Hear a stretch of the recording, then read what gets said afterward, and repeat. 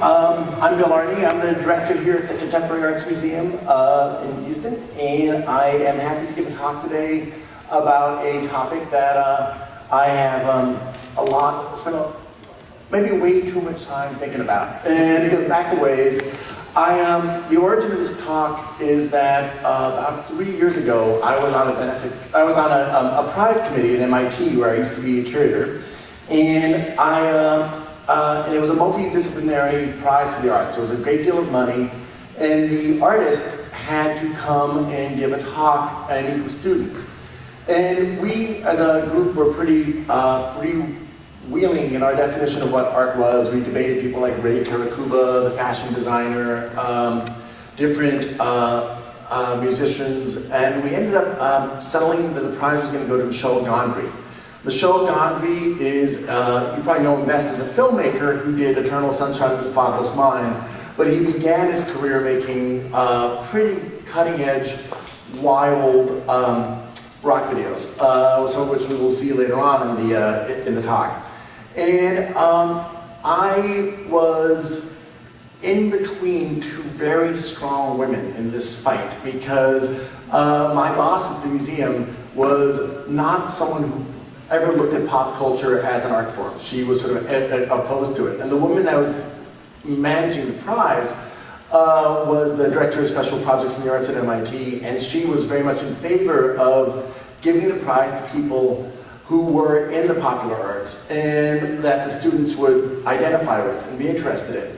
So after being on the committee, I was hearing that these two MIT powers that be were in this massive feud about why we gave the prize to Michel Gondry, who didn't really need the cash part of the prize. He was a well-funded filmmaker, and so this debate was going on. So I was asked if I would be Michel Gondry's opening act for his big public talk, and if I could give a talk on how to look at specifically Michel's rock videos as art. And I had to extend it to talk about what I meant when I said that we're dealing with rock videos as art. And I thought, well, this is interesting. I didn't realize that Michel Gondry was probably the most famous speaker we'd had in a while there in terms of popular culture. And he was booked into a theater that held about 1,200 people. And like, as anyone who's been in a band who's been the opening act for another event, I was the person they had to get through in order to get to Michel Gondry. So they were not thrilled when they're like, oh yeah, this curator's going to talk about Michel Gondry's rock videos. But I only had like 20 minutes on stage, and I managed to do it, and it seemed to help contextualize and get the people that were feuding over whether we should look at Michel Gondry as an artist, get them to be in agreement and get them to be sort of happy with things. And I thought about it a little bit more, and I realized that I had been thinking about this theme for a while, and that back when I was an undergrad, I had been in a visual anthropology class, and I had written about the a paper on early MTV, talking specifically about how music had always been visual until the beginning of recording technology. Because until recording technology, you never heard music without seeing someone play it. So it was a relatively recent blip in history where the idea of disembodied, non-visual music was even possible. So I had written this paper as an undergrad about how MTV was restoring the visual to the music experience, and that needed to be taken seriously for that. And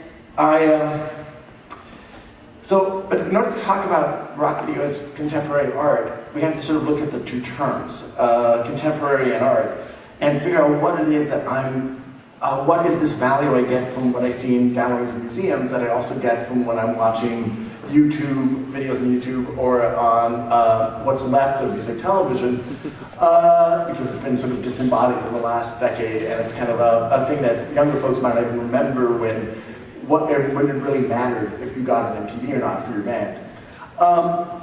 When I'm part of the job of visual art for me today, and this is that it is what lets you know what today looks like, and it records it in perpetuity. When I am trying to think about what different periods in history look like, I often think of fashions, I think of magazines, I think of design styles, and I think about videos.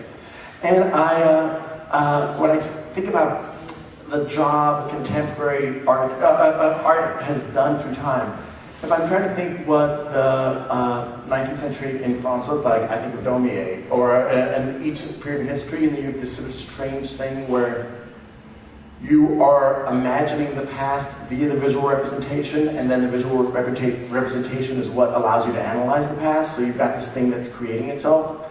But when I think about contemporary art and how it's going to look in the future, one of the things I want to do is figure out how it's going to record the now. So to get ready for this talk today, I wanted to start with a video that is popular and is, in my mind, probably going to be the look of 2009. And so I'm going to go for the Roux Bulletproof video, and I'm going to talk a little bit, I would watch about half of it, and then I'm going to talk a little bit about the job I think it's doing.